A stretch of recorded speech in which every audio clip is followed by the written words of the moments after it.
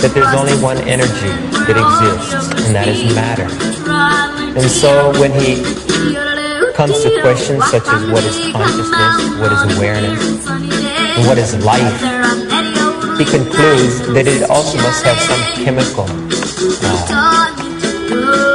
basis. It's either chemical in substance, or somehow it's a offspring of the complex chemical arrangements that are there in the brain and in the rest of the body. So basically, in materialistic civilization, we've come to the conclusion that life itself is really nothing more than this offspring of matter. We are taught from the very first science classes that we have that life began so many millions and millions, hundreds of millions of years ago in some cosmic soup where these different material elements existed in a very simple form. That gradually these simple material elements, these simple chemicals, gradually for some reason unknown, although it denies the law of thermodynamics, matter by itself tends to become less complex. Somehow matter went against this second law of thermodynamics and became increasingly more complicated in structure. And gradually, as it became more complicated in structure, it finally came to the point where it started to wiggle. The one-cell organism was accidentally created out of this combination of non-living elements. Somehow, life started by accident from the combination of chemicals. Somehow or other, they're saying that somehow or other, life sprung from this cosmic soup where there was no life before. That material elements were present, and somehow these material elements combined and created life. And from this first living organism, all living organisms have come, increasing gradually in complexity of our bodily structures. So this is the foundation of our modern civilization. This is the so-called scientific foundation of our modern civilization. But we have a couple questions that we want to put forward here. As we're saying, we can't go into this in as much depth as we would like to. But we would like to pose a couple questions here that you might want to consider. And it is this. The first thing that nobody asks, unfortunately, when we're told that life began by this complex combination of molecules, one thing that we've never asked is the question, my dear professor, my dear teacher, what exactly do you mean by the word life? The fact is, the materialist has never defined life. He has no definition for the word life, and he actually has no definition, therefore, for the word death. He doesn't know what life is.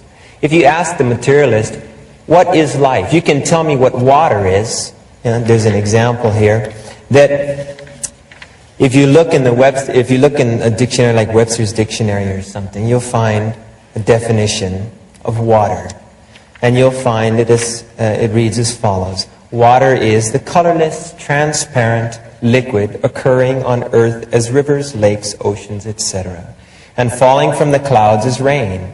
It is chemically a compound of hydrogen and oxygen. H2O. And under laboratory conditions, it freezes hard, forming ice at 32 degrees Fahrenheit, and boils, forming steam at 212 degrees Fahrenheit, etc. And here's how they define life. That property of plants and animals which makes it possible for them to take in food, get energy from the food, grow, adapt themselves to their surroundings, and reproduce their own kind. It is the quality that distinguishes a living animal or plant from inorganic matter or dead organism. They've never defined it. Supposedly life is chemical in essence. Now, if life is either chemical in essence, or if it is a creation of chemicals, which means it must be of some chemical essence, if they're saying that only chemicals, only matter exists, then life should have some material composition. If it doesn't, then it doesn't exist by their definition, since only matter exists. Yet you will not find in any dictionary a chemical definition. You'll not find a definition of life. You'll only find them describing that life is that property of plants and animals which makes it different. This is not a definition. It's like it's saying life is that property of living things, plants and animals, huh? So you're saying life is that property of life. Life is that property which living things have. What is it? All they can do is beat around the bush. They cannot answer the question, what is life? Of course, some of them admit this. There's an interesting statement here.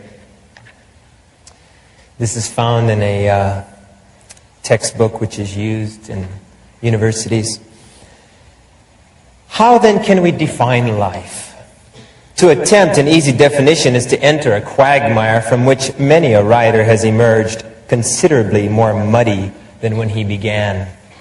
Some try to define it in terms of function, pointing to such supposedly unique characteristics as growth, reproduction, or irritability.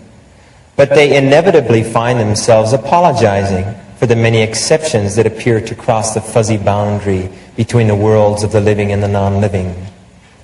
Perhaps it might be better to simply admit that complex concepts like life and love do not lend themselves to neat and orderly textbook definitions. But they don't. They say, still, since we got to write this textbook and make believe we know what life is, still, in keeping with our automobile analogy and the mechanistic view of life, we can regard a living organism in terms of complex chemical reactions taking place at a specific level of organization of matter. In other words, we don't know what life is, but let's make believe we know what it is so that we can continue with our discussion about it being analogous to an automobile, a machine. The mechanists really see us as nothing more than machines. That there's really nothing different between an automobile and a human being, except that a human being is a more complex machine than an automobile. That's the only difference a materialist sees. He does not see life as even an element, an existing thing, a reality in itself. All he sees life is that it's something that he doesn't understand, but which he promises and hopes that someday in the future he'll be able to give some chemical explanation for.